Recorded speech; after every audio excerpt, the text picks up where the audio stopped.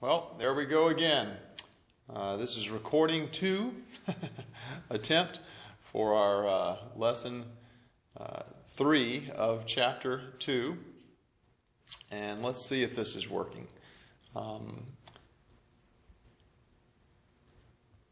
Everybody should open up their book to about page 62, 63 concerning World War I. And we're now talking about the pilots of America who were interested in helping out and going to the French Foreign Legion. We're trying to get volunteers. It's 1916. And you think of how quick that was after the airplane was even invented. The Lafayette Escadrille was a fighting group that was not under American control, but the pilots still fought anyway, and eventually it was brought under fighting control in 1918. The pilots had already received 199 kills it talks about there at the time, just waiting to become under American control. Lufbery, very, very famous guy. He invented him. Look, he's quite a dapper guy there. He invented a particular maneuver called the Lufbery. And basically you're starting off here and you come up all the way to the top and then turn over. So it was like a half of a loop on the top.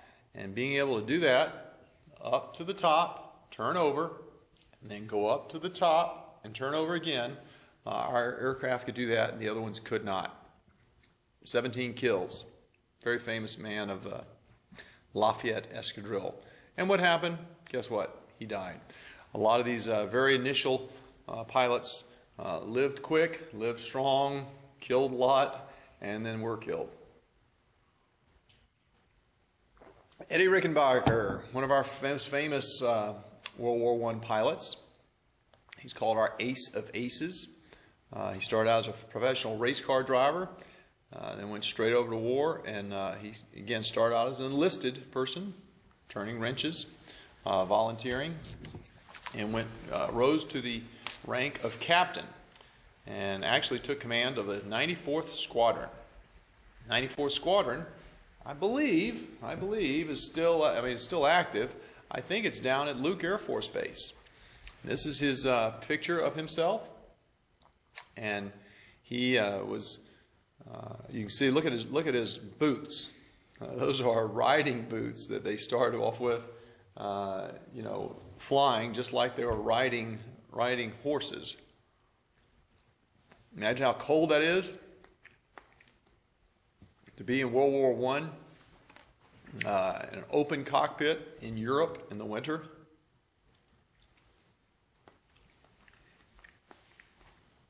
Here is our local man done well. Frank Luke. I hope some of you guys have heard about this. Matter of fact, just yesterday, we took, 35 cadets to Luke Air Force Base. Gave them a good tour. Frank Luke joined the Army Civil Air Corps from Phoenix, Arizona. And he was quite the young man and very brave individual. And got over to Europe, and in 17 days shot down 15 balloons. So he was an ace, and then he himself was killed. But that is who Luke Air Force Base down in Phoenix is named after. A local Arizona guy done well. Eugene Bullard, very, very unusual person, African American at the time.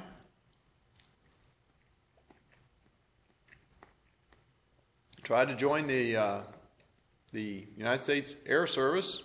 They wouldn't let him do it. They wouldn't let him join. He was black. Very discriminated against. But went to France. Joined their Foreign Legion in 1918.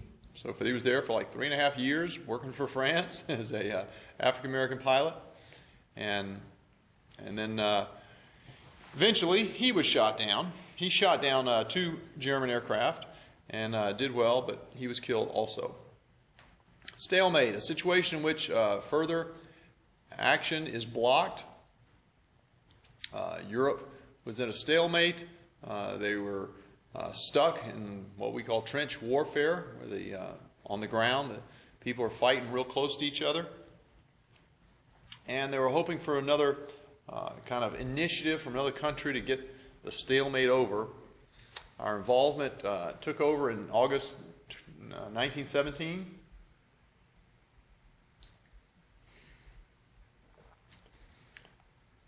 And of course, we promised a ton of planes, like we did accomplish in World War II. But in World War I, it was kind of an empty promise, as it says. But eventually, we gave a lot of manpower, a lot of troops to the action in World War I.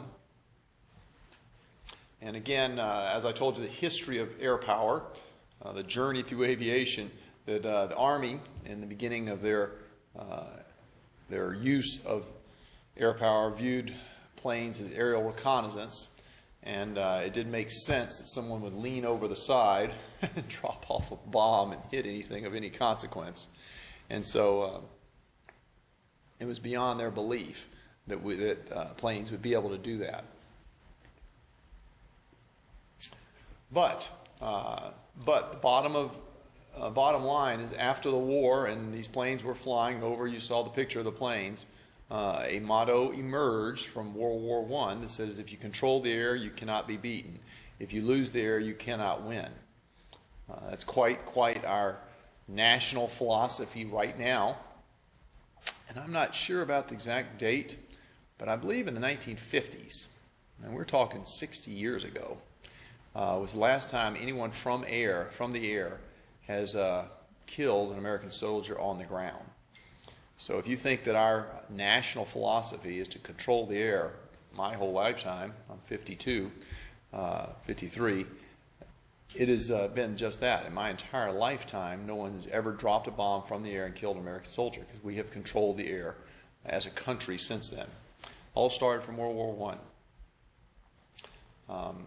Strategic. You know what strategic is. Designed to strike at the sources of their military, economic, or political power. German airships.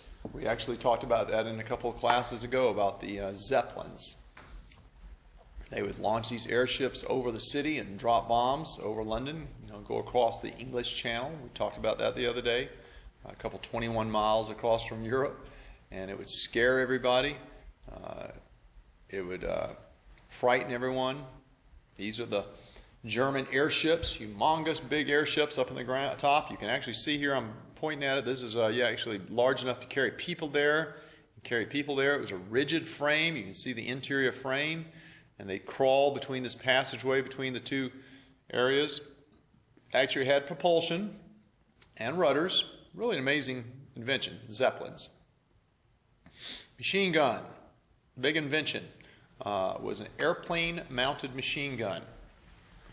When it started out, you took a pea shooter, a 45, and would lean over and start shooting people out of the open cockpit just like that.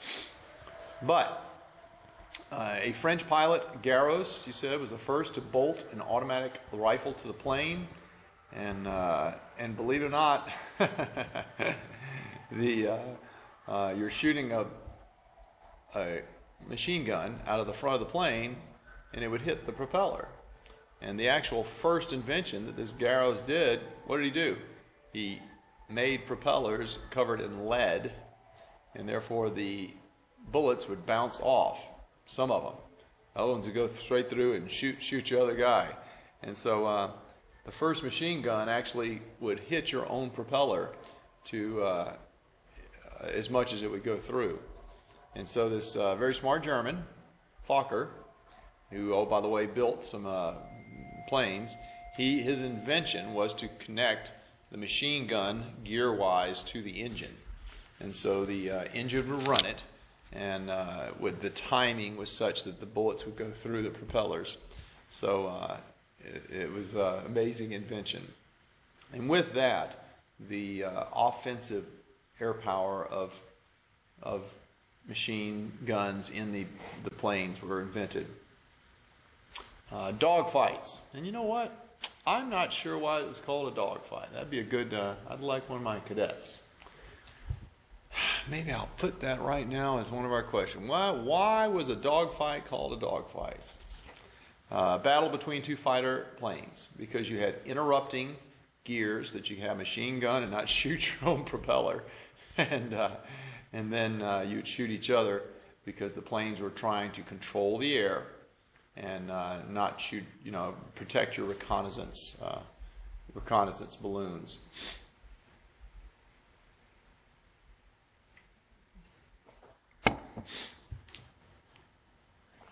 Billy Mitchell, one of our Army Air Corps leaders of World War I, commanded 1,500 planes, and the Allied pilots from the air destroyed a lot of planes, German planes in the air, as well as German aircraft on the hangars. And this is one of the battles that led to Allied victory. So it was definitely a factor in this battle. This is one of your objectives, how the airplane revolutionized war.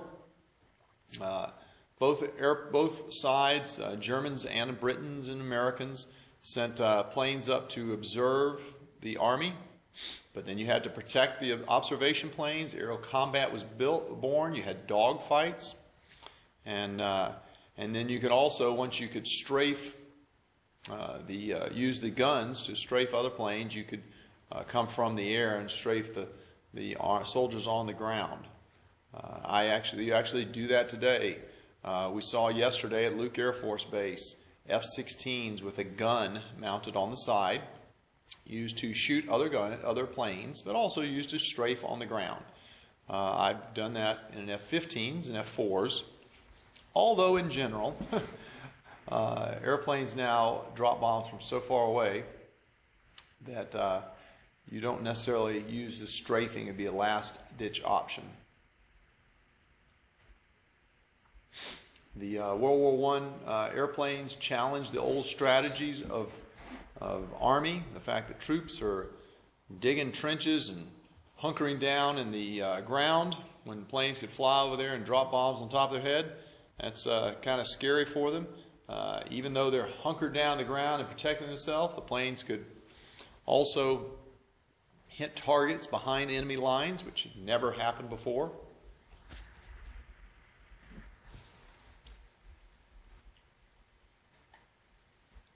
Throughout the whole war, the technology went so that, imagine, you think about it, the Wright brothers, that's a good question. I wonder what the highest altitude a Wright brother plane ever went to. 500 feet, maybe? Above the treetops for sure. But certainly not 1,000, I don't think.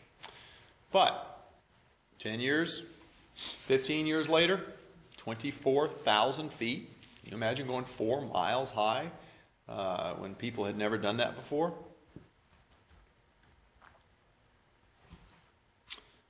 They developed 3 different types of aircraft, the fighter and the observation aircraft. Observation aircraft did not have armament. You couldn't defend yourself, so you had to have a fighter to protect yourself. Look again, it's open cockpit again. Look at the huge propeller there in front that you had to propel the aircraft. Tail dragger. This is the Sopwith Camel. Was the most successful aircraft of World War I. And then we started dropping bombs. And again, the idea was just lean out. You'd have the guy in the back leaning out, dropping a bomb. Or they eventually did rig up the bombs on the wings, and you could pull a wire, and the bombs would come out. Fighters actually were born in World War I, and by the end of the war, they could actually go up at 30 miles an hour. And if you remember, the Wright brothers' contract for the Army Air Corps for the first plane they flew was 40 miles an hour. So that's pretty incredible with the with the invent of the rotary engine and how maneuverable and fast they became. As with anything, a lot of inventions in civilization come with war. And with Congress putting up a lot of money, how much is $64 million in 1917 compared to today? We invented a lot of neat stuff, the bombers and as well as the people. Curtiss Aviation, we heard about Curtiss in a previous lesson. He was the only manufacturer in the entire nation, but then everybody else started to manufacture aircraft. A lot of the Army officers, wanted to be in the military, and they went with the traditional infantry of the Army. But Brigadier Billy Mitchell believed that the future of aviation should be an independent Air Force. And as we saw, I believe during the first quarter, we talked about Billy Mitchell and the beginning of the Air Force. He started off in the Army, like right now, in World War I. And Billy Mitchell was considered one of the founders of the Air Force. Okay, to review, the aircraft had important functions from reconnaissance to shooting down enemy aircraft. They did do bombing, but it was very minimal, and only a couple different battles were they a factor. But there were significant heroes in World War I that we still honor today, specifically Ed Rickenbacker and Frank Luke, Arizona native. The big innovation that changed the offensive power of an aircraft during World War I was the interrupting gear, invented by a German. Well, let's say Germans asked Dutchman. So he wasn't German; he was Dutch. Anthony Fokker to improve the interrupting gear so that you could actually shoot the Gatling gun through the rotating propellers. And Billy Mitchell, an Army Air Corps infantry officer, Army Corps infantry officer, believed in the future of aviation so much that he would strive for and prove that the Air Force needed to be a separate Air Force. He ended up dying and never seeing that after World War II, but he was certainly one of the original founders. All righty. This concludes the lesson, Chapter 2, Lesson 1, 2, and 3, and we will be having a test on this in Leadership Lab 5 in a few weeks. Leadership Lab 3 next week. We are not here. That's Martin Luther King birthday. And a couple weeks after that, we'll be having a CPS test on this entire lesson. Thank you very much. See you guys online.